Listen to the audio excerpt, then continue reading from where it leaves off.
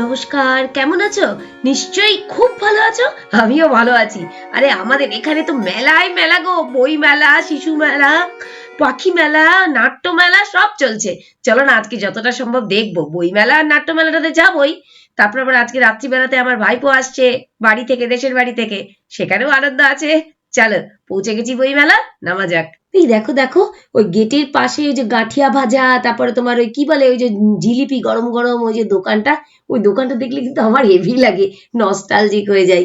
আমাদের ছোটবেলার মেলাতে তো এইসব দোকানগুলো কম্পালসারি ছিল বলো। ঢোকার মুখেই শান্তা সবাইকে অভ্যর্থনা জানাচ্ছে।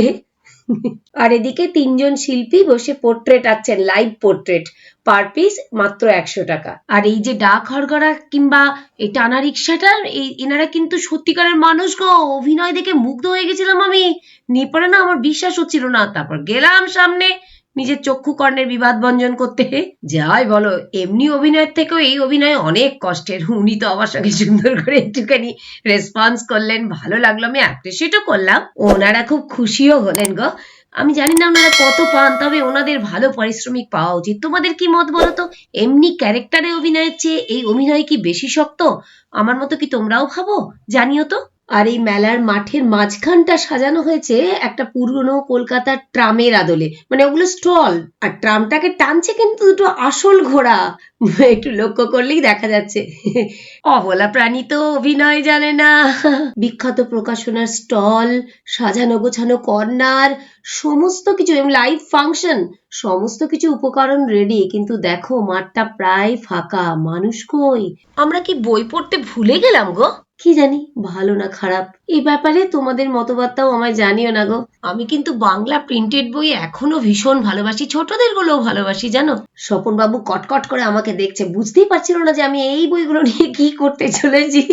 একে মাসের শেষ। 3-4 বার জিজ্ঞাসা করার পর আমি উত্তর দিলাম ওকে। রাগ ধরছিল। আসবে না রিতম দাদা, ওর জন্য দেখছি। তারপর বইটা কিনে নিয়ে চলে এলাম সোজা পেট পুজোর জন্য পিঠের স্টলে। দোকানে ভিড় কিছুই ছিল না, আর লাইভ পিঠেও তৈরি হচ্ছিল না। ওখানে স্টক থেকেই নিলাম একটা, দেখে পছন্দ করে আমার যেটা বেশ ওপর থেকে ভাল লাগলো। এই পিঠাটার নাম মালাই বড়া। আমি কিন্তু এটা ফার্স্ট টাইম খাচ্ছি। পিঠাটার বাইরের দিকের খোলটা কিন্তু তুলতুলে নরম, ভাজা অবশ্যই, ঘিয়ের গন্ধ উঠছিল। আর ভেতর দিকে পুর আছে, আর এপাশটাতে মালাই দেওয়া। যে দুটোর টেস্টই কিন্তু, মানে মালাইটার টেস্ট আর ছালটার টেস্টটা অত্যন্ত ভালো ছিল, খুব এনজয় করছিলাম। ধুর, তবে এই কাঠের চামচ দিয়ে কি আর পিঠা খাওয়া যায়? বেজার লাগছিল গো। অগত্যা বাঙালির হাত। আরে দরকার হলে অন্যরা শিখবে আমাদের কাছে, আর আমরা অত পারি না অনুকরণ টনুকরণ করতে, বলো। তবে একদম অনেস্ট রিভিউ দিয়ে বলছি, ভেতরের পুরটা কিন্তু বেশ শক্ত ছিল, আর একদম ভালো ছিল না খেতে। ওটা আমাকে ফেলেই দিতে হলো।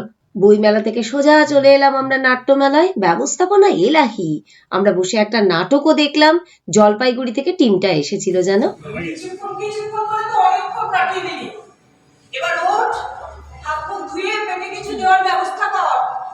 এখানে কিন্তু অনেক মানুষ এসেছিলেন নাটক দেখতে।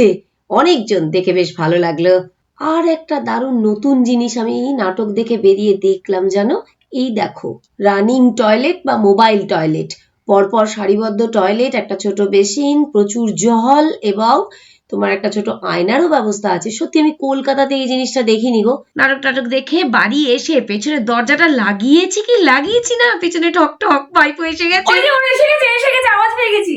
আসো আসো আসো। ভাইপোটা তো আদরের বটেই আমার, কিন্তু জানো তো আমার ভাইয়ের বউ হচ্ছে আমার সখী, আমার খুব প্রিয়।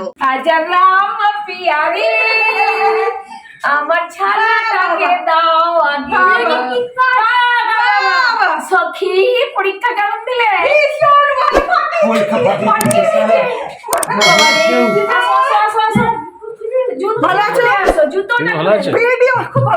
জুতোটা ছিলাটাকে পিসিমার বাড়ি পরীক্ষার পর ইয়ার কি আমাদের ছেলেটাকে তুলো গো, হাই হাই হাই।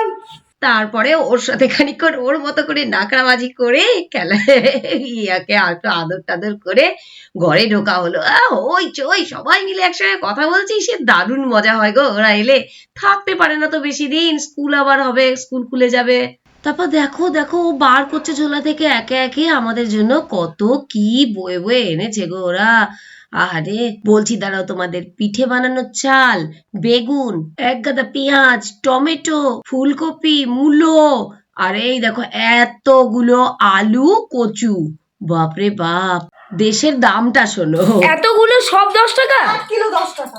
বুঝো, গ্রাম বলেই সম্ভব। 10 টাকাতে 1 কিলো লাল মূলো, ভাবা যায়? ডাইরেক্ট চাষিদের কাছ থেকে বাজারে আসে কিনা তাই। সবকিছুই এরকম গো, যেমন তাজা তেমনি কম দাম, জানো? স্বপন বাবুকে বললাম একটু সবজিগুলো এই ঝুড়িটার মধ্যে তুলে দিতে, আমরা সকালবেলায় একেবারে গুছোগুছি করবো। স্বপন বাবু তুলে দিচ্ছে, দেখো যত্ন করে। কিন্তু বাপরে, ঝুড়িটা প্রায় ভরে গেল। শুধুই কি কাঁচা সবজি, এবারে নিজের হাতে বানিয়ে বানিয়ে কি কি এনেছে দেখো। চিকেনের ঝোল, মেয়ের জন্য চিকেন পকোড়া, ওগুলো আবার এখন ভাজবে। আরো আছে, দাঁড়াও। নারকেল কুড়িয়ে গুড় দিয়ে জাল দিয়ে পিঠের জন্য পুর, সর্ষে দিয়ে পার্শে মাছ, আর রুই মাছের টক। এইটা আবার আমি দারুণ ভালোবাসি, জানো? সকালবেলায় বাজার করে, রান্না করে, ট্রেন ধরে, বাস ধরে 5-6 ঘন্টা জার্নি করে আসা, বাবা আমার দ্বারা তো হতো না। ও মেয়ে ধন্যি মেয়ে বাপু। স্বপন বাবুর আমাদের আর ধৈর্য ধরলো না, সব খাবার টাবার গুলোকে গরম করে দিলাম, ও বসে পড়লো খেতে। অবশ্য রাতটাও হয়েছিল, আর আমার ভাইপো ফ্রেশ হয়ে এসে আমাকে বসলো গল্প শোনাতে। সে মারাত্মক গল্প। শুরু হলো একটা মানুষ আর তার ছেলে দিয়ে, তারপরে বুড়ি এলো, তারপরে ঘোড়া এলো, তারপর বাঘ এলো, তারপর যখন পাখিতে গেল, আমি রণভঙ্গ দিয়ে শুধু মাথা নাড়তে থাকলাম। চলো ওর গল্প শুনি। ব্লগটা তাহলে আজকে এখানেই রাখছি। খুব ভালো থেকো, সুস্থ থেকো, আর সাবস্ক্রাইব, লাইক, কমেন্ট করতে ভুলো না কিন্তু, শেয়ারটাও করে দিও। টাটা।